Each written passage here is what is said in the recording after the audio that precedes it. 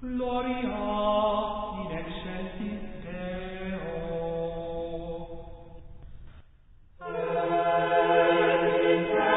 This program is presented and distributed by Keep the Faith on the web at www.keepthefaith.org.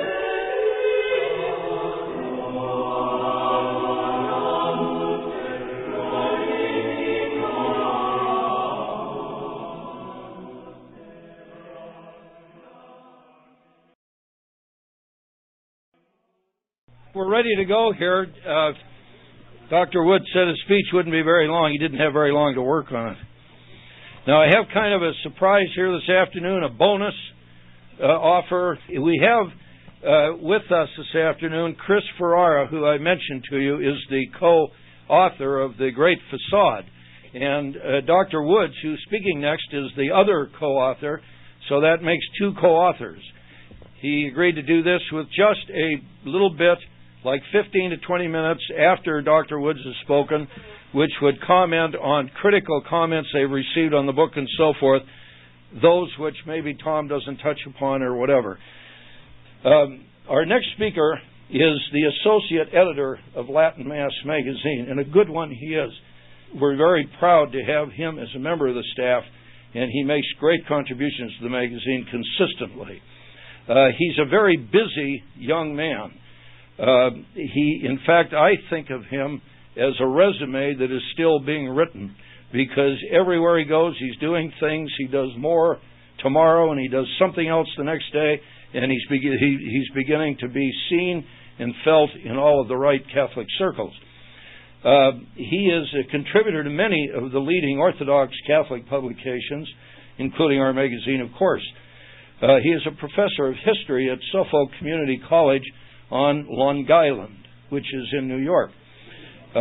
He has a bachelor's degree from Harvard, if you're ready for that, and a PhD in history from Columbia University. So, I mean, this guy could be construed as an Ivy Leaguer, if you wanted to. You could call him that. In high school, he was the captain of the math team. I didn't have to, but when you said last night not to mention, I knew that I had to then. And he went to a school that overemphasized mathematics, I might add. But he is a compelling lecturer. He really is. He's the co-author of The Great Facade. He has other books in the works. And he is a very popular lecturer on Catholic subjects, and we're very privileged to have him with us today. Now, we're really privileged because last August, well, let me put it this way. He's personable, he's busy, he does all these things. They're great things for the church, but he has a weakness, as all great men do. And it's important to know their weaknesses so you can study their strengths. And he is a chess player with a killer's instinct. That's his weakness. But he has a softer side now. He is married. He was married in August of 2002. Heather, his wife, is home. She's been calling every half hour asking if he's going to come home, and we told her, yes, he's going to be there. Don't worry about it. And there's great news in that household, that Woods household. There's going to be a little Woods there in June. So, congratulations, Tom. He's a very bright young man. You'll know that as soon as he starts talking. All the doubt will be removed.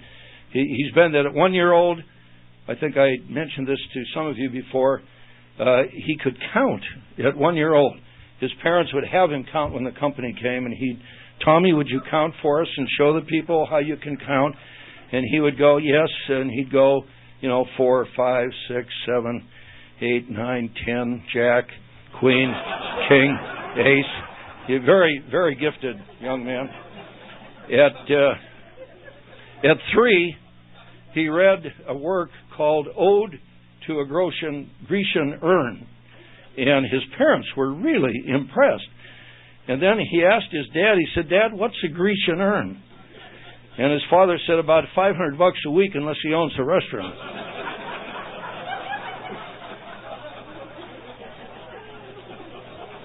And anyway, I think you get the idea. And I, in honor of him, I did something that I never do with any of these speakers, because most of them really aren't worth all this trouble. But I wrote a poem about Chris, Tom, which I'd like to use to introduce him and bring him here. He has all of these degrees and everything. It proves how smart he is, because he can show you that they got certificates everywhere. When in college, Woods did breeze, collecting BAs and PhDs. He collapsed from the strain, said his doctor, "It's plain. He's killing himself by degrees." Tom?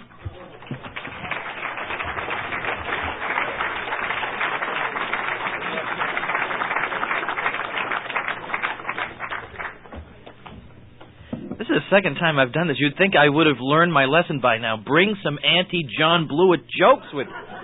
And I completely forgot. I was in my haste. I completely forgot to bring my John Blewett jokes. So don't invite me again, John, because they are coming big time. I have 3 conferences to make up for now.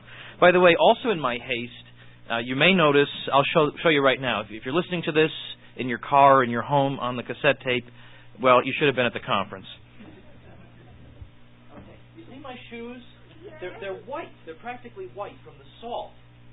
Because it's been snowing where I'm from consistently, and there's salt all over the roads, and it appears to attract itself onto my shoes. So I thought to myself, well, most of the time when I get my shoes shined is at airports. So I thought, I'm going to wait. When I come to San Francisco, before taking the plane to Monterey, I'll get my shoes shined there. Well, sure enough, I get to San Francisco. There's a shoe shine guy there. Where do you suppose my shoes were? Of course, packed in my suitcase. So it's really embarrassing, so I'd rather that you not stare at them. I'm a little self-conscious and sensitive about it. And the thing is, if my wife knew that I was walking around with these shoes, just forget about it. Because half the time, sometimes in my college, the building that I teach in most often, one side is sweltering and the other side is frigid. So when I'm in the sweltering side, some of the students say to me, why don't you take your jacket off? And I can't because, at least before I was married, because I usually had only ironed the visible part of the shirt. So I can't really get away with taking it off. But thankfully, I find that the institution of marriage has greatly civilized this little savage here. Well, a few things to say. Chris and I are selling copies of our book, The Great Facade, back there, and I guess at least, I think more than 2/3 of them are gone. So if you would like to get one, there are still copies there. Or you can visit our website. We actually have a website, greatfacade.com, where we have a sample chapter of the book and friendly, very positive quotations about the book by other people that we basically just made up. So, no, that's not true. So I hope you enjoy that. Studies find, by the way, that the more copies you have of The Great Facade, the greater fortune people seem to enjoy in their lives. They wake up, they find precious gems everywhere.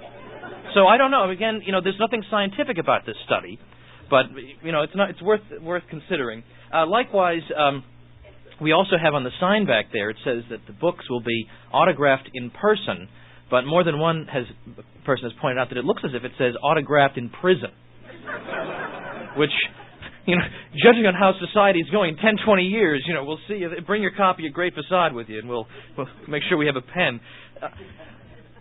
Did any of you ever have a chance to know Roger McCaffrey, who's, I have to make him sound as if he's dead, but he's just because he doesn't work for Latin Mass anymore, he's still alive. But he founded the magazine years ago, I think 1990 actually. In any case, I can sort of do an impression of Roger McCaffrey. So, and I don't know if this is going to be meaningful to people. I don't know if any of you have gotten to know him, but the prison remark reminded me of one of my favorite comments he ever made to me. He called me up. I forget what article it was I had written, but I came home, and on my answering machine was Roger saying, "Yeah, Tom, I liked your article, but you're definitely going to prison." And that's just classic Roger. He also said once, we were at a conference of right-wingers, and he said, "I like to meet everybody in the movement before we meet up again in the gulag in 20 years.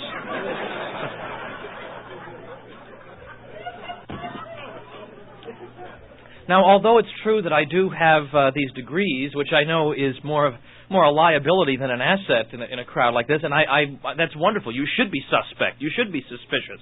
Why is this jerk educated in these halls of savagery here with us? And I like to say, I am sort of, I hope, an exception to the rule of what's going on there. But at the same time, the Lord does have a way of making us humble from time to time. And I don't know if any of you read, shall we say, a competing Catholic newspaper, okay, whose initials are the Remnant. You might read the Remnant. And I had an article last month, Mr. Wise Guy here had an article in which I was going to answer a critic of our book, whose name I will not mention, because at conferences I'm on my best behavior. So anyway, I wrote this article, and then I wrote a list of challenges to this person. Well, we listed it. Now, I read it, Mike Matt read it, Chris read it, his wife read it, my wife read it. Not one of us noticed that my 7 challenges, there were actually 8 of them. Now, but worse than that was that the title of the main article was None So Blind. I'm calling him blind. And I've got 8 challenges going. And I said, this is just not right. Just not right. Well, in any case, ladies and gentlemen, the crisis in the church is such that many people have been betrayed, abandoned, hearts broken, have struggled, great effort over the years, and with Me Too in a small way, it's more difficult now than it was even a year and a half ago or 2 years ago to speak about the church in the classroom, because inevitably people are thinking about current events, and it's very difficult. Yet, at the same time, this is the first time the crisis in the church has led me to the beach resort in Monterey, which seems vaguely wrong. Right? How can I... I feel vaguely guilty about this. Well, I'd like to start off by reading a couple of sentences to you that I'd like to quote, and I'm going to set them up this way. On February 3rd and 4th, so the 3rd and 4th of this month of this year, the Pontifical Council for Migrants and Travelers put together a European meeting of national directors for highway pastoral care. Now, given the tragedy of traffic accidents, the Council noted in a statement that, quote, the joint commitment to road education, beginning in early childhood, is urgent on the part of civil society and of churches and ecclesial communities. Now, no statement these days from Rome would be complete without also insisting upon the crucial role to be played by, quote, leaders of believers of different religions, unquote, and in that respect the statement does not disappoint. And it goes on, quote, the apostolate of the highway is directed above all at forming a more attentive awareness of the need to lay the foundations for peace and coexistence, including on the roads of the world, in a society that will be increasingly less aggressive, arrogant, and violent, unquote. Now, when Chris was reading this a few minutes ago, he said, oh, you're making this up. Come on, there's no such statement. The situation cannot have degenerated to quite this level of self-parody, but I'm afraid it is so. Well, let me read you one other thing, because within the past several months, the French bishops, always alert to dangers to orthodoxy, made a forceful statement against the terrible scourge known as road rage. Now, okay, I understand there are people on the road who are jerks and misbehave, and that is bad. But they made an official statement about road rage and the need to make active effort to combat it. Well, what's especially notable about this is that in another Catholic newspaper, the leader of a very influential Catholic organization, right of center, wrote a letter to this Catholic newspaper which had covered the French bishop's statement on the road rage to congratulate this paper for having brought to Americans' attention that the French bishops had made this bold statement. And he's not speaking sarcastically or with any sense of irony. And he wrote this. Now, I'm not going to tell you his name or what organization it is, but when I step down from here, come up and ask me and I'll tell you who it is. Okay? But he said this. Now, this is a rock, allegedly self-described rock of orthodoxy. Nowhere near the traditional Mass, of course. That's terrible. But rock of orthodoxy said this, quote, in this letter to the editor of this Catholic newspaper, in the context of speaking about the French bishops, quote, as we redouble our pro-life efforts in anticipation of the 30th anniversary of the dreadful Roe v. Wade decision, let's start by fully respecting the dignity and right to life of other motorists and their passengers.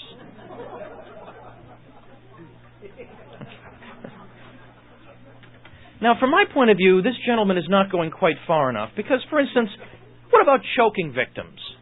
What about their right to life? Perhaps 10 years from now we will hear, as we get ready to commemorate the 40th anniversary of Roe v. Wade, let us redouble our efforts to learn the Heimlich maneuver so that we may more fully respect the right to life of people munching on Cheetos. Now, ladies and gentlemen, word has it that a majority of the French bishops oppose reconciliation with the Society of St. Pius X. Now, these are the same French bishops who attend mosque dedications, who recommend the use of contraceptives to avoid certain diseases, but they can't tolerate the Society of St. Pius X, but all these other things. Christendom is collapsing all around them, often with their very connivance. Public morality is somewhere between comatose and dead. Catholic doctrine is actively denied in schools and parishes everywhere, and about 1% of Parisians make it to Mass on Sunday. It is difficult to decide which is more absurd, that in this terminal phase of Christian civilization, these bishops are actively addressing themselves to road rage, or that some Catholics are foolish enough to cheer them for it. Now, I've never met this particular gentleman who's cheering the French bishops, so I don't have any particular insight into why he would behave like this, or why his standards for bishops are so low that he cheers a perfectly meaningless statement that will have no effect on anyone. But this seems to be a feature of much of the opposition to traditionalism. A lot of times it's a lot of wishful thinking, things aren't so bad.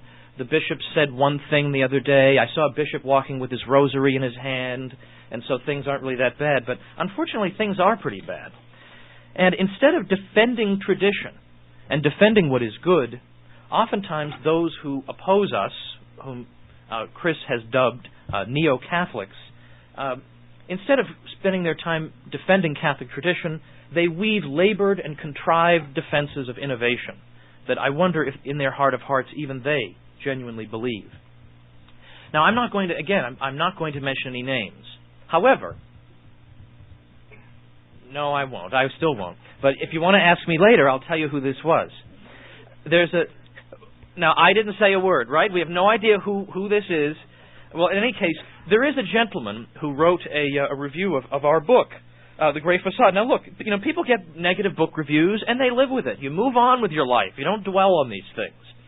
But this negative review was so instructive that I couldn't restrain myself from writing a little commentary on it last month. Well, nevertheless, in response to his review, a good woman who at one time was affiliated with our magazine wrote a letter to the publication in which the negative review appeared. And she challenged some of his statements. And he replied in an extremely haughty tone that her problem as a traditionalist was that she wasn't really up on the latest liturgical research. And that if she understood what liturgical research had found, she would find that the new rite of Mass was clearly and in every way superior to the old. Now, there's something distinctly Orwellian about all this. But I'm going to save my Orwell quotation for the end. But nevertheless, one of the examples that we were given by this gentleman about liturgical scholarship was that, for instance, the prayer of the faithful was a wonderful resurrection of a practice that had fallen into disuse over the years. Now, the prayer of the faithful, for those of you who have been absent from the new rite for however many years, I don't know. I think we all have our debates as to which part of the new rite makes us cringe the most. But this is the one where all the politicized petitions are being made. And I remember at one new rite Mass that I was at in about probably 1997 while I was in graduate school, it was my own fault. I had to go to Mass very late in the day. And it turned out that this was a church I'd never been to before, where in the prayers of the faithful, individual members of the congregation were invited to shout out petitions of their own. It was all I could do to restrain myself from shouting out the petition, well, for an end to profane and despicable spectacles such as this one in the future.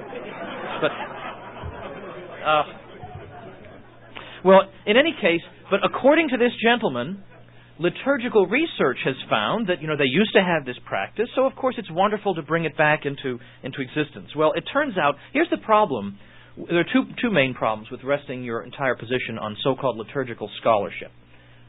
One of them is, the point of the Mass is not to reflect the most recent trends in liturgical scholarship. The point of the Mass is to transmit something supernatural to us, and to give us a way in which we can enter mystically into the same kind of ritual that our predecessors, our fathers and their fathers and their fathers had engaged in as well.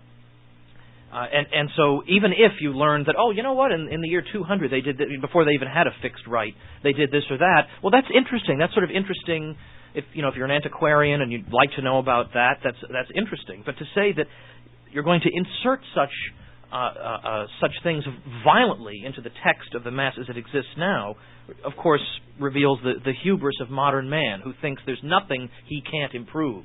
Boy, the text of this rite just needs a good editor, these people seem to think. Well, so first of all, it shows a hubris, it shows far too much confidence in human ingenuity, but secondly, liturgical scholarship can turn out to be mistaken. So then what do? You've inserted something that it turns out didn't really exist. You thought it did, but it didn't. Then what do you do? Then what do you say to everybody? All right, everybody listen. I'm not going to have the prayer of the faithful today because it turns out they never actually did that. So instead, we're just going to have a moment of silence for reparation for all the profanation to the liturgy that we've done all these years. I have these fantasy scenarios that swirl through my mind about how things will be one day once the revolution comes and the wrongs are put right.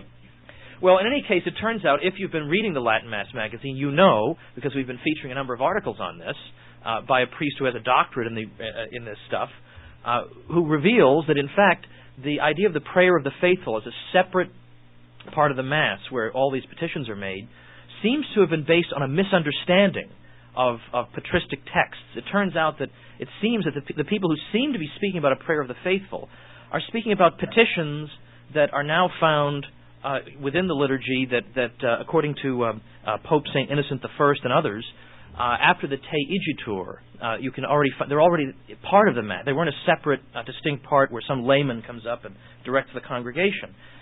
So, in other words, our rite already has the so-called prayer of the faithful in it that the fathers were talking about. But now, artificially, this prayer of the faithful, where everybody has to everybody's petitions are made, has been inserted, and it's just not right. It doesn't have any even if it were legitimate to simply start arbitrarily inserting things that have fallen into disuse back into the liturgy, this one apparently hadn't really existed in the way that they said. And the same thing is true apparently about the so-called sign of peace, which is perhaps one of the most distasteful aspects of the new rite, the handshake and hugging ritual, that anyone with a shred of religious sensibility must find completely intolerable. It turns out that the way that's done today, again, bears absolutely no resemblance whatsoever to what the fathers referred to when they spoke about it.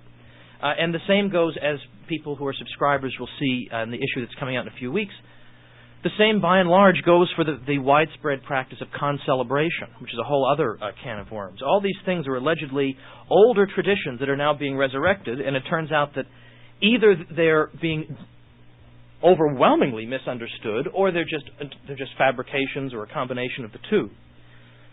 So it turns out that these are mistaken. Well, then look. I almost said his name. Then this gentleman, after lecturing us about how if only we'd kept up with the latest liturgical research, the way all the cool kids are doing. All the cool kids are keeping up with the liturgical research, and here we are just going to the traditional Mass. He also went on to say, and another thing, I never did get the old offertory. It just doesn't make any sense to me. Parenthetically, maybe you should study it more or learn about it, read a book on it, rather than assume that your rite and everybody who came before you is just a stupid idiot. I mean, why would you assume that as a Catholic? Why would you have that kind of an attitude? I don't understand that at all. It's the same attitude that inspires the bishops who despise the traditional Mass. How could you despise something like the traditional Mass that all Catholics have gone to? How could you possibly, with any kind of... Point is the offertory. Well, he says that his confusion with the offertory involves the fact that in the offertory prayers, the host, the bread and wine are being spoken of as if they've already been consecrated. And this is just all wrong. We shouldn't do that. We should instead say things like, we have this bread to offer with, which human hands have made and all this stuff. We should say that instead. But first of all, there is quite legitimate theological defense of why the offertory prayer is that way. But secondly, if he's going to take that position, then he's going to have to go after a good many of the Eastern rites, whose liturgies, in fact, if anything, emphasize this point more, the anticipatory prayers, in which, because many of these Eastern liturgies have the so-called great entrance, where there's a big procession, and the gifts are spoken of as if they are Christ's body and blood at that very moment at the great entrance. So it could be that many, if not most, of the Eastern rites and the traditional rite for countless centuries have all been wrong, and this gentleman has been right, or maybe this guy's wrong and tradition is correct. Well, that is sort of a typical attitude, really. That reflects the attitude that people have had, in large part, ever since the Enlightenment. In the 18th century, it became extremely fashionable to take the view that no tradition is legitimate unless my individual human reason ratifies it, unless it conforms to what I consider to be reasonable. Other than that, tradition is to be chucked. It was that kind of, sixth grader attitude toward tradition that overtook much of our entire civilization from then until now. That's a point I'm going to return to in a minute. The unstated assumption behind this gentleman's work and that of many others is that no ecumenical council can ever do harm to the Church, that is sort of metaphysically impossible. A council must have good consequences. And so if the council even indirectly authorize the revised liturgy, then it's just simply taken for granted that the revised liturgy must be good and better. Because a council can't do harm. Well, it's true that we all know about the guarantees that are divine guarantees that are attached to an ecumenical council. But it is wrong to extrapolate from that an ecumenical council can nevertheless do no harm. One of the historical examples that we provide in our book is the example of the very little known and often ignored Fifth Ecumenical Council, the so-called Second Council of Constantinople. Now, this was a validly convoked ecumenical council. Everybody acknowledges it. And yet, I'm sure that practically everybody who lived then wished that it had never happened. Almost all of them wished that it had never happened. Now, you can get all the details, or some of them, in the book if you like. But to give you a quick overview of this issue, the previous in the mid 5th century, one of the issues that was troubling the Church was the issue of Monophysitism. People who were Monophysites, who argued that Christ had only a divine nature, and there's only one nature in Christ, instead of two natures in one person. He had one nature. And those people were not easily reconciled. They were still hanging around a century later, a lot of them. And so it was thought, especially by the Emperor Justinian, that these people need to be reconciled for the sake of peace. So this council was called in order to do the following: to reconcile the Monophysites by condemning people they disliked, but at the same time not affirming Monophysitism. So, in other words, if you can follow this, the Monophysites really, really disliked certain Catholic theologians, who, by the way, had been heroes of the anti-Monophysite movement. So the Monophysites were going to be conciliated at this council by having their greatest enemies, that is, some of the greatest upholders of orthodoxy in some cases, in other cases a little bit questionable, but have them be condemned, but at the same time stick by the anti-Monophysite position. If that's hard to follow, well, then you can see how convoluted this is. Instead of calling a council saying, by the way, we stick to saying that Monophysitism is a heresy, a council was called in which it was said that, well, the Monophysites aren't all wrong. I mean, these three theologians are really bad, so let's condemn them. So the Monophysites would sort of leave feeling confirmed, and the people who are anti-Monophysites feel leaving confirmed because no concession has been made to them. But you leave this council and say, well, what the heck has been settled? What on earth has been settled?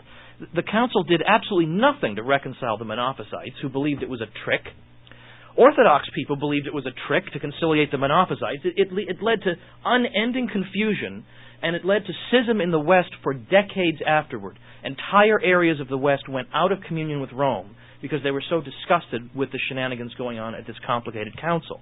Well, as I say, it's not a council that can be explained very quickly, but the details are in the book. Well, anyway, one interesting thing about all this is that years later, toward the end of the 6th century, we have a case. There's more than one case like this, but one case that we put in there is the Bishop of Milan was one of these bishops who was so disgusted over this 5th Ecumenical Council, which he thought had at least by omission or by the confusion of it, had at least connived at heresy. He finally, the Bishop of Milan, came back into communion with Rome, visibly came back into communion with Rome. But he found that a number of his priests and other supporters deserted him, because they said, you have accepted this 5th Ecumenical Council and we can't go along with it.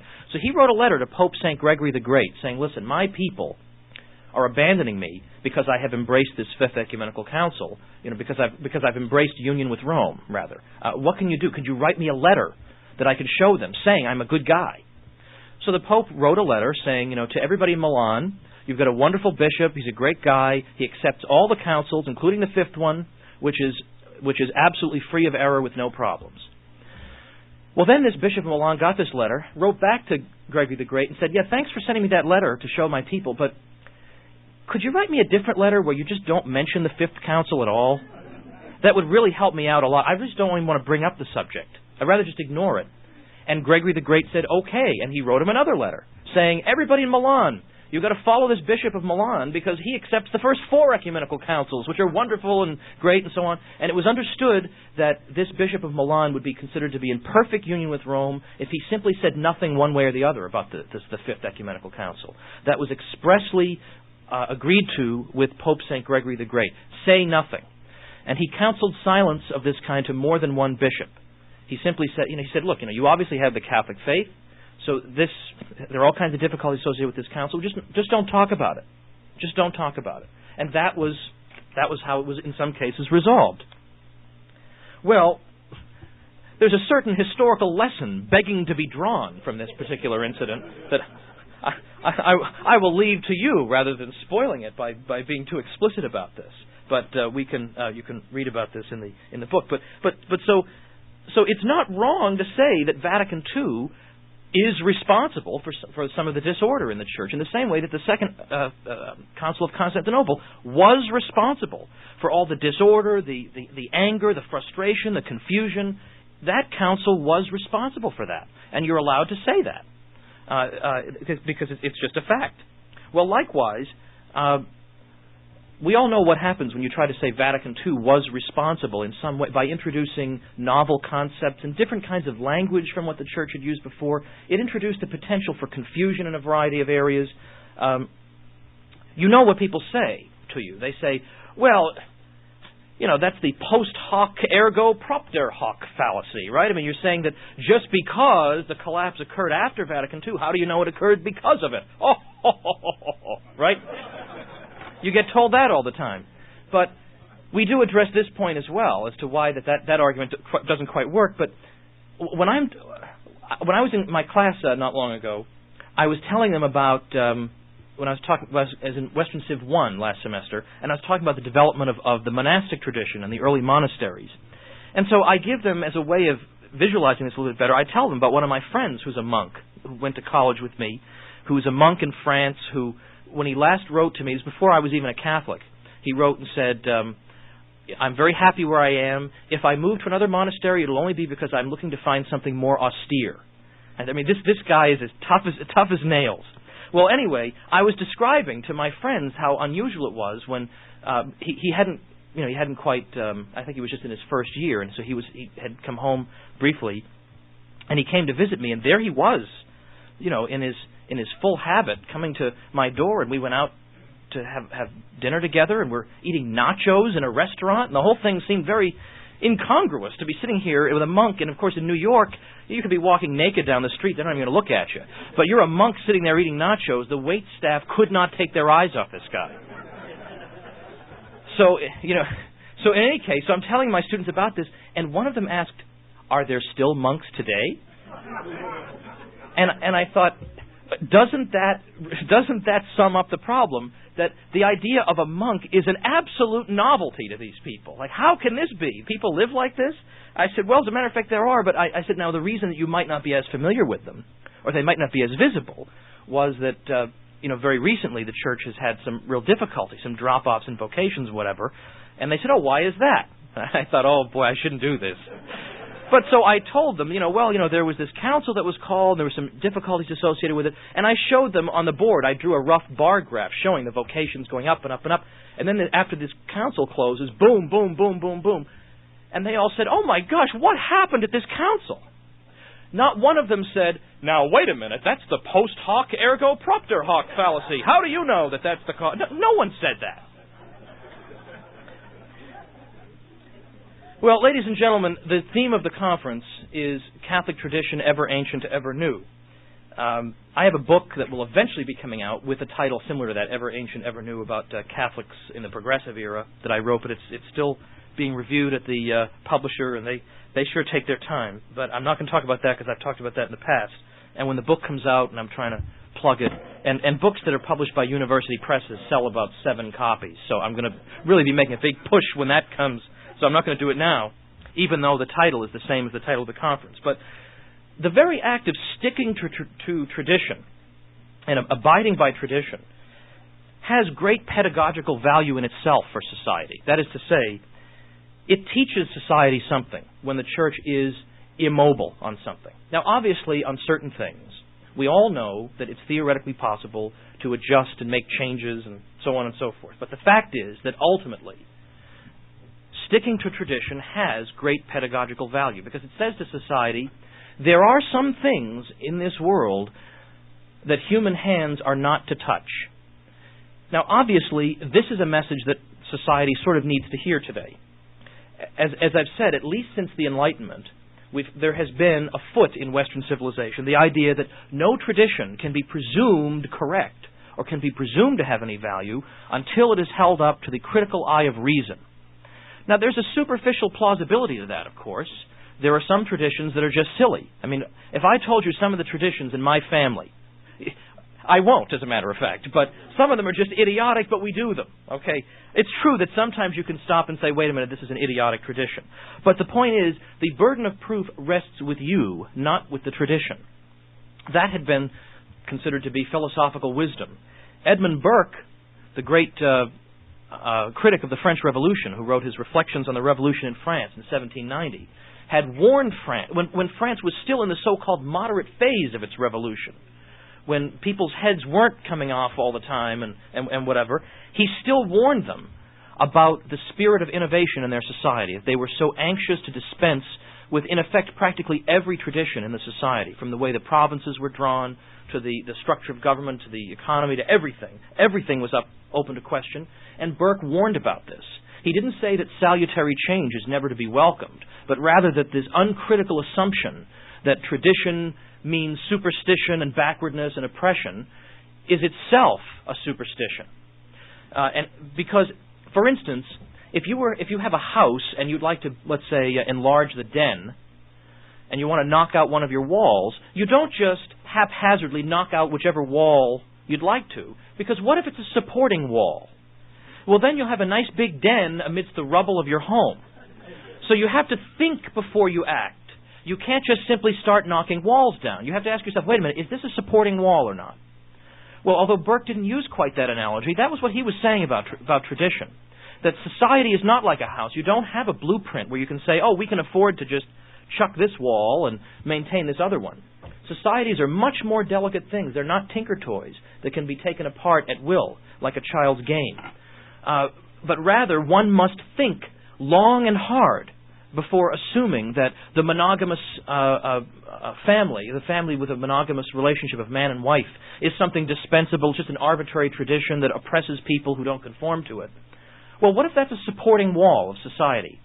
Once you've just brazenly knocked it right out, well, then it's too late to do anything, because although it's a very laborious task to build up a civilized order, it can be knocked down very quickly and easily. And the same thing goes for the church. it's very difficult to stand up to the world 24 hours a day, all the time. And that kind of impressive discipline that the church had even in the early part of the previous century can be destroyed apparently quickly by knocking out supporting walls without thinking. So by sticking to tradition, the church could have had a wonderful 1960s, 70s, 80s, 90s, and 21st century, because it would have been not only a standing rebuke to a civilization that in the 1960s thought it knew better than every generation that preceded it.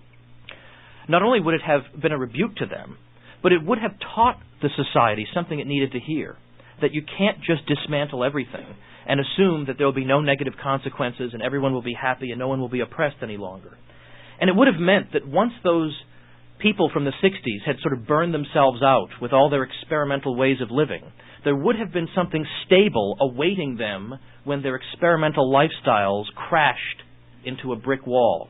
There would have been something that they remembered, that whiff of the incense, the priest's vestments, the Gregorian chant. There would have been something there for them to say, this is what I never should have left in the first place. And how many souls continued to wander because they didn't have that. Because unfortunately, the human aspect of the church decided that it was time to dismantle traditions as well. Join the society and dismantle the traditions. What a missed opportunity, unfortunately, that was for the church and for so many souls. Well, Chris Ferrara wrote an article last year for us, for Latin Mass, called "In Defense of the Obvious," and it was an article in which he was going after somebody who had given an extremely ignorant speech, and Chris went and responded, and he had several statements that he said were just statements of the obvious. One of the statements was, "An innovation is not traditional." Okay, that's an obvious statement, right? You can't say that by virtue of the new rite having been promulgated by official authority, it ipso facto is traditional, because that would fall into the very positivism that Father McLucas identified this morning, that something is traditional because we say it is. Well, that's pretty ludicrous, and it's hard for any thinking person to be expected to accept something like this, that something that's never been seen before is traditional because you say it is. This is not so. We're not a bunch of, hot shots who think we have all the answers, or, wise guys who, well, okay, that's part of it. But the point is that it's not that we think we know better than everybody else. It's that we're humble enough to know that we have to conform ourselves to people who are wiser than we are, an institution that's wiser than we are, and traditions that have been around longer than we have. It's a humility that we have, not a hubris. And in fact, what we really are doing is simply defending the obvious. I mean, you don't have to be a rocket scientist to see that there are difficulties with modern ecumenism, for instance. You don't have to be a rocket scientist to say, is it really good to be worshiping in common with people who handle snakes for cures and so on and so forth? I mean, is that a good thing? Or with people who practice voodoo, never once rebuking them or even suggesting that perhaps they should worship some other god? I mean, that doesn't take a rocket scientist. It doesn't take a rocket scientist to imagine what the Holy Pope St. Pius X would have thought of any of these spectacles. So it's not as though we're big shots who know everything. We're just defending the obvious here. And that ultimately is what we assume and hope and pray someday will get us out of this. Because so many times so far, people have read our book and said, even so, and it hasn't been out that long, said that, you've just stated it so clearly, I don't see how people can answer you. And I frankly, I don't either. And it's not because I think I'm some big shot, but because the evidence speaks for itself. We're defending what is good and true against what is obviously destructive and evil.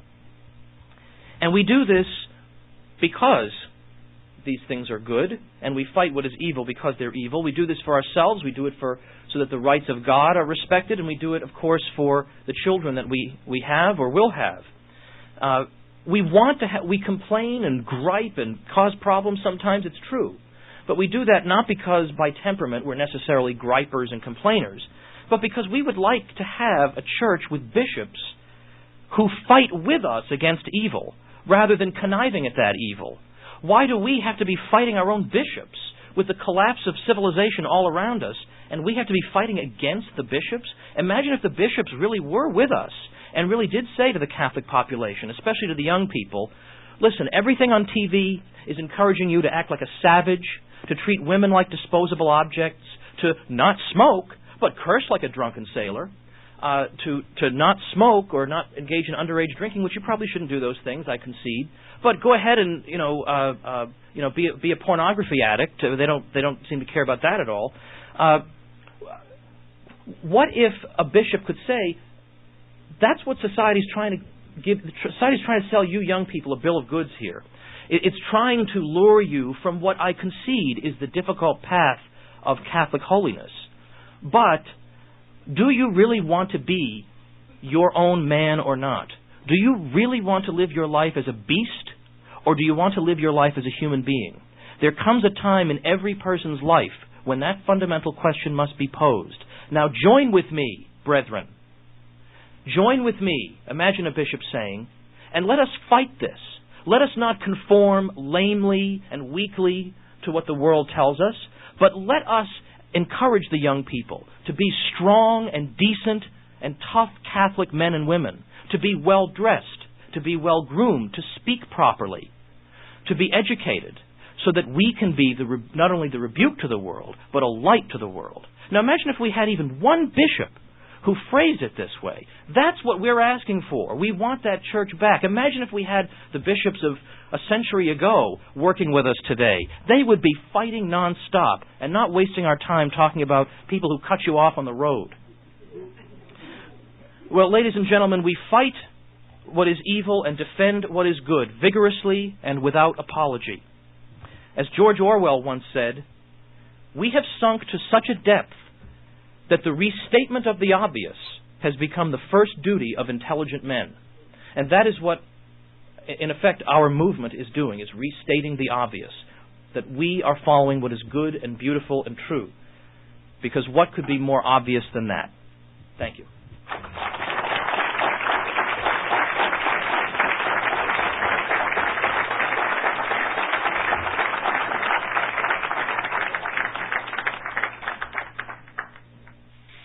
Okay, I won't give Chris a lengthy introduction, but we are going to tell you that he's President and Chief Counsel of the American Catholic Lawyers Association, which has done a tremendous amount of good across this country.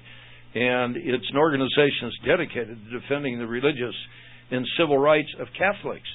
And he is the co-author, of course, of The Great Facade, and proudly we say that he is a regular contributor to the Latin Mass magazine. So, having said that and not having said anything of some of the other things that I know about him, Chris.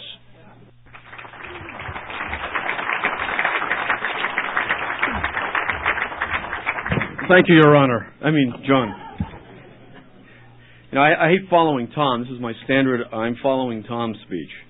And what I like to say is that, if you like a guy with Harvard credentials, Ivy League education, deep knowledge of history, erudition, wit, then Tom's your man. If you prefer to hear from a lawyer from New Jersey, I'm your man. And, I listened to Tom. He's right. We're defending the obvious.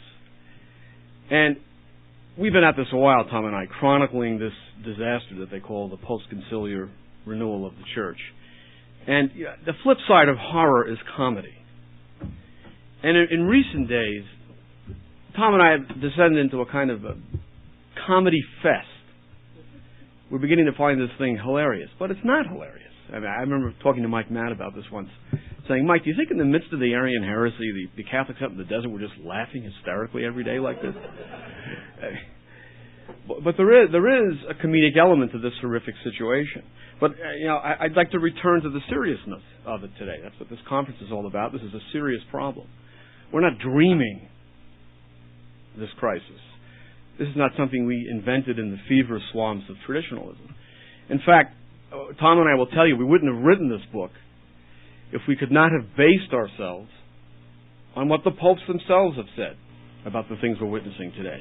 And if, in fact, the prophecy of this whole horrific period of the past 40 years had not come from the lips of a future Pope himself.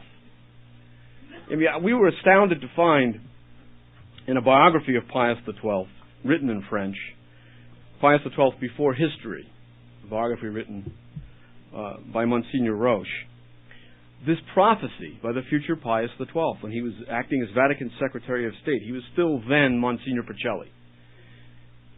And, it's very fashionable today to make fun of the message of Fatima. That apparition in a field, come on now. I mean, Russia was consecrated in 1984. Let's forget about it. But listen to this prophecy of Pius XII, which relates precisely to the message that is so disparaged today. And this is what he said. I am worried by the Blessed Virgin's messages to Lucy of Fatima. This persistence of Mary about the dangers which menace the Church is a divine warning against the suicide that would be represented by the alteration of the faith in her liturgy, her theology, and her soul. I hear all around me innovators who wish to dismantle the sacred chapel, destroy the universal flame of the Church, reject her ornaments, and make her feel remorse for her historical past. Now, part of this was quoted in a certain neo-Catholic publication, but most of what I've said was omitted. I got the French original. It took me 6 months to get it through used bookstores. And when I read the French original, I realized there was much more to this. Because Pius XII went on, the future Pius XII, in the same conversation, which is recounted this way. The gaze of the Pope, seen through the lenses of his glasses, became supernatural. And there emanated from his tall and slender body an irresistible mystical force. This was a Count Galeazzi who was witnessing this conversation between the Pope, future Pope, and certain members of the Curia. And then in this mystical moment described by the Count, the Pope said this: a day will come when the civilized world will deny its God, when the Church will doubt, as Peter doubted. She will be tempted to believe that man has become God. In our churches, Christians will search in vain for the red lamp where God awaits them. Like Mary Magdalene weeping before the empty tomb, they will ask, where have they taken him? And which of us has not gone into a church of the post-conciliar renewal and asked that question? Where is the Blessed Sacrament? Where have they taken him? And he foresaw it all. And all we've done for 407 pages is to collect material like this. And for people who read it in an organized way, chapter after chapter after chapter, building, if I may say, to a rather nifty conclusion, find it to be a revelation. Because what Tom and I did was to collect the photographs, the still photographs of this motion picture, and arrange them in a kind of a filmic sequence so you see the motion picture. Everyone knows what's going on. The question is, how do you prove it? We've heard things and then we've forgotten them. We see articles, we put them aside and never see them again. Well, some of us were collecting things, and we had the evidence, we put it together. And what Tom says is true. It's a compendium of the obvious. And I remember when we were writing the book, I said to Tom, we've been careful to document everything we said. We've been careful to footnote just about every sentence in the book. We've been careful to moderate the tone. And now we have 407 pages of pretty solid material. But you know what they're going to say, Tom? If they review the book, they're going to say, oh, it's just one long rant. And then a certain individual reviewed the book. I don't like to name names. I'll give you a suggestion. The initials are JL. And JL, in the first paragraph of his review, said the book is one long rant. So I had a little prophecy of my own, nothing nearly approaching the magnitude of what the future Pius XII foresaw. So, I urge you to arm yourselves with the evidence of this debacle without allowing yourself to be seduced by the pleasure of examining it. You become almost like a pathologist looking at a strain of the Ebola virus.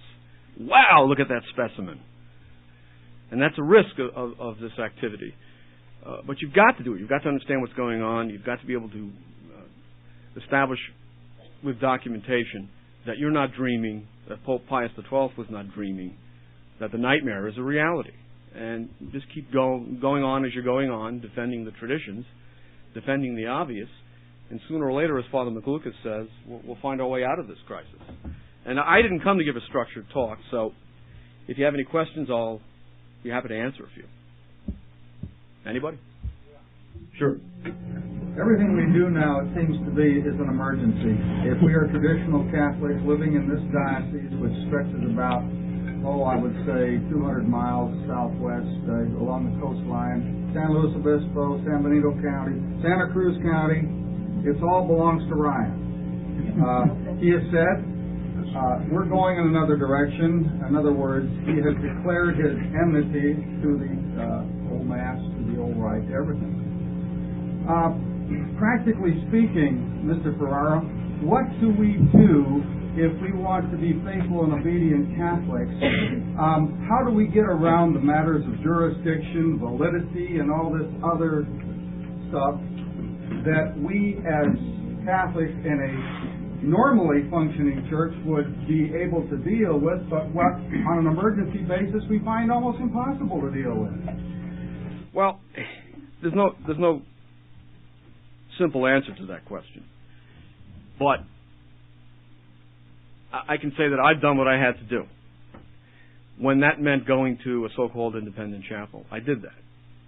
You confess at an independent chapel? Of course I confessed. Well, No. When I went to the independent chapel, I recognized a problem with jurisdiction. I thought you were asking, do I confess to having gone to one? No, when I went to one, I recognized there was a problem with jurisdiction, with confessions. And in fact, I would go to a good confessor in a Novus Ordo parish if I could find one. But the Mass was not available, so I went to an independent chapel. That chapel is now regularized. It's a chapel maintained and operated by the Fraternity of St. Peter. So you do what you have to do, what your conscience tells you to do, and you bear in mind, let me tell you this, bear in mind the assessment of Cardinal Newman, which I have right in front of me, of the condition of the church at the height of the Arian heresy. And here is what he said. The body of bishops failed in their confession of the faith. They spoke variously, one against another. There was nothing after Nicaea, a firm, unvarying, consistent testimony for nearly 60 years. There were untrustworthy councils, unfaithful bishops. There was weakness, fear of consequences, misguidance, delusion, hallucination, endless, hopeless, extending into nearly every corner of the Catholic Church. The comparatively few who remained faithful were discredited and driven into exile. The rest were either deceivers or deceived. It's happening again. So my answer is, you do what you have to do. That can take various forms of action. As a matter of conscience, if I have no traditional Mass available to me, I go where I can find one. And then I pray for the day when I can get a regularized situation, because then you have no problems with jurisdiction. But that's my answer for me. I'm no theologian. I am not a member of the... Well, that's what happened during the Arian heresy. It was 3 bishops and some Catholics in the desert. What can we do? I know it's the Novus Ordo parish where I live down in the Rio Grande, also under Bishop Ryan's jurisdiction. I got tired of going to confession and being told that, that's not a sin. So I found refuge at a Byzantine Catholic church, which is very traditional, and seems to be a very safe refuge, at least for the time being. Sure, that's another way to go. You have the Byzantine Rite Chapel available. I mean, none of us has any right to give advice to others in this situation. We have to fend for ourselves. I mean, and there's another terrific quote from the book. I mean, again, we base ourselves on what those with considerably more wisdom and maturity and theological knowledge than we have already said in remarking the obvious. And this is what Monsignor Gamber said in a book to which Cardinal Ratzinger wrote the approving French preface. He said, "Great is the confusion. Who can still see clearly in this darkness?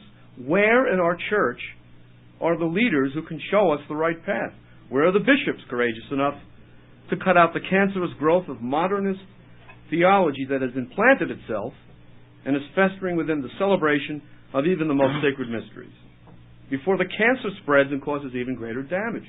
What we need today is a new Athanasius, a new Basil, bishops like those who in the 4th century fought courageously against Arianism, when almost the whole of Christendom had succumbed to heresy. This is a man writing a book to which Cardinal Ratzinger wrote the preface. This is his comment on the state of the church today, not the comment of radical traditionalists in the fever swamps. So we say to our neo-Catholic friends, who are you kidding? Everybody knows what's going on. Cardinal Ratzinger knows what's going on. That's why he signed the preface to that book. But it's a little impolitic for him to write such a book himself. Perhaps he should. Yes? I can't see why most people don't seem to realize that one of the reasons for the crisis in the church is that there was a deliberate influence by the people like the Masons and the Communists, and Dr. Bella Dodd, she said that she was personally responsible for encouraging young Christian men to enter the seminaries, especially the Catholic Church. No. There's no conspiracy here. Another publication has written on this subject. I don't like to identify publications by name. Let's call it Crisis Magazine. And this article takes the position by an author whose name I won't mention. We'll call her Sandra Meisel. That there really is no such thing as a Masonic conspiracy. I heard Miss Measles, actually is the correct pronunciation of her name, talk about Bella Dodd. And they said, what about Bella Dodd? I wrote a piece on this and I said, look, what would it take to convince these people that there was a conspiracy? Let's say one of the conspirators had a religious conversion, a very famous religious conversion, and decided to confess to her subversive activities and gave the details of it. Would that persuade them? No. Bella Dodd was converted by Bishop Sheen, as we all know, and she confessed to having infiltrated the seminaries with about 1,000 young men. Well, Sandra Measel was on a radio show, laughing at the whole notion that this could actually have happened to the Catholic Church. When asked about Bella Dodd, you know what she said? She who says there are no conspiracies. Well, I have a suspicion, I'm quoting her verbatim because I memorized this quote. I have a suspicion, this is just my suspicion, that Bella Dodd was either a hoax or a double agent. So there is a conspiracy. You see, there's a conspiracy to persuade us that there's a conspiracy. And that's the most sinister conspiracy of all. This is the extent to which they'll go in denying the obvious. Because for them, the non-infiltration of the church, the springtime of Vatican II, it's really a renewal, we just don't see it. These are non-falsifiable axioms of what I think it is fair to call the neo-Catholic system. I'm not saying the people we describe in the book as neo-Catholics are not Catholics. We say at least 6 times in the book that many of those we would call neo-Catholics have more faith than a lot of those who call themselves traditionalists. It isn't a question of personal piety. It's a question of a system of ideas, of novel practices, novel attitudes, which have resulted in what Paul VI himself admitted was the invasion of the church by worldly thinking. So even if those who live in this current of neo-Catholicism might be very pious, it might have a tremendous amount of faith, like Mother Angelica, very militant, even though she lives in this current. The idea of a neo-Catholicism, of a church open to the world, of new sacramental rituals that don't convey the faith the way the old ones did, of an ecumenism that abandons conversion, of endless dialogue that goes nowhere and paralyzes the church. It's this idea that has caused damage to the church as a whole, objectively speaking, even if those who have embraced the idea consciously or unconsciously might be very pious individual Catholics. So, we're talking about a phenomenon without parallel in church history. This is not just one heresy. It's not even a heresy, properly speaking. If you look at the novelties that have been introduced into the church, the amazing thing about them is no one can reduce anything that we've supposedly been given from on high by the Second Vatican Council to a discrete doctrinal proposition that we must believe. Time and again I've been accused of rejecting Vatican II. Time and again I've issued the challenge. Write back to me, please. Send me an email, send me a snail mail. List the propositions taught by Vatican II that Catholics must embrace, which they did not embrace before 1962. Just identify them. No one can. That's the mystery of this phenomenon. So we're not dealing with a heresy we can grapple with like the Arian heresy. We're dealing with what I've called, in an article I did for Latin Mass, viruses. They have a little bit of informational content, but they're not really ideas, not really full-fledged ideas that one could reduce to a proposition that would stand in material opposition to a Catholic doctrine. You can't say that ecumenism contradicts a doctrine. No one knows what ecumenism is because it has no meaning apart from the activities undertaken in its name. So you could say, well, that's ecumenism. You know, having a Vesper service with a Lady Lutheran bishop and the Pope and the Vatican, that's ecumenism. But there's no doctrinal proposition that imparts to us that we have to embrace. And that has no precedent in church history. We're grappling with smoke. The smoke of Satan, as Paul VI said, and it's permeated everything. It's basically a kind of attitudinal shift that no one can reduce to words. Yeah. Two of our speakers today have been reluctant to prognosticate based on your research, and the fact that you're an attorney, they know a lot about risk management. Could you speculate on our quo vadis? No, I can't, because the church is a divinely established. Yeah, he wants me to speculate based on where we're going, taking kind of a lawyerly or risk management type of approach, but we can't do that with the Holy Catholic Church because of the one great imponderable, which is the action of the Holy Ghost. We don't know what will happen. We could get another Pius X, or John Paul II could become another Blessed Pius IX. You know, I was reading up on the early pontificate of Pius IX. He was the liberal candidate. At the conclave, he narrowly averted a veto by Austria under its long-standing agreement that gave it a veto over the conclave. He came out of that conclave a liberal. He granted political amnesty, released political prisoners and revolutionaries from jail. And he was laughed at for his liberalism, even by the liberals. How amusing, the reformist Pope, Metternich said. And he was thanked for his generosity and his leniency by the convulsion of all of Italy, the destruction of the Papal States, the invasion of the Vatican, the occupation of St. Peter's by a Masonic army, that old Masonic conspiracy that doesn't exist. He was driven from the Vatican, from the Quirinal Palace actually, forced to flee for his life, disguised as a simple priest after his secretary was shot, killed, and he did a complete reversal. The phrase the Catholic Encyclopedia uses to describe the change is that he was, quote, no longer a liberalist. So, here again, everything Tom and I say has a historical precedent in the Church. We base ourselves on the lessons of history. And here, again, with the operation of the Holy Ghost, something could happen. This Pope could do a complete about-face.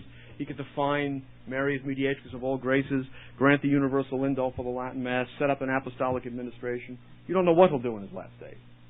Or the next Pope could be Pius X. Or the next Pope could be an anti-Pope who could ban the traditional Mass and drive us all into exile. Who knows? How much harm do you think those repeated attacks in book form by this Goldhagen on Pope Pius XII are doing? Who believes that rot anymore? I think the mainstream press has given up on that. Repeat the rot. The attacks on Pius XII as an aider and abetter of the Holocaust. And I think we will agree. That charge lost sting about 5 years ago, and I think. Well, they'll never let it drop. But I don't know where the process for the beatification of Pius XII is these days. But one thing we have to say about John Paul II, he's made some very courageous beatifications. Pius IX, and now he's going to beatify Daviano, the monk who rallied the Christian forces to stop the Muslim siege of Vienna. Very unpopular with the Muslims, and the fear is that this beatification will be a setback for Catholic Islamic dialogue. Let us pray for that intention. Anybody else? Might I assume that you do not attend a Novus Autumn Mass, and if not, yes, do you consider it invalid? No, I don't consider the Novus Autumn Mass invalid. There are many Novus Autumn Masses that are probably invalid. But the rite itself, we state in footnote 1 of our book that anyone who ascribes to the basic traditionalist position that we would defend, the claim that Paul VI promulgated an invalid rite of Mass, is jousting with a straw man. That's not our position. But the obverse of that is the problem with the new Mass is precisely its validity. Because it brings people for the sacrament only, as so many have said, even including Cardinal Ratzinger, to deprive them of faith in the sacrament through the external ritual, which no longer conveys what the Mass is meant to convey. I know, in fact, it was Ratzinger who said something along the lines of, where can the substance of the faith be seen if it can no longer be seen in the liturgy? Now, that's Cardinal Ratzinger, not me or Tom or any radical traditionalist. And that's another annoying aspect of this crisis. We have this kind of Greek chorus in the Vatican, bemoaning these developments, and then next week they're center stage conniving in them. And we're living with this, especially in Cardinal Ratzinger, this dual personality, this kind of Jekyll and Hyde personality, who's on the one hand admitting the magnitude of the catastrophe, and the next week he's helping to administer it. But that's that old discredited message of Fatima. Yeah, and talk about dualisms. We have the Vatican at one and the same time telling us Russia was consecrated in 1984, and Russia is now undergoing an authentic persecution. I mean, the Catholic Church is now undergoing an authentic persecution in Russia at one and the same time. So, you figure it out. That's it? Okay, great. Thanks.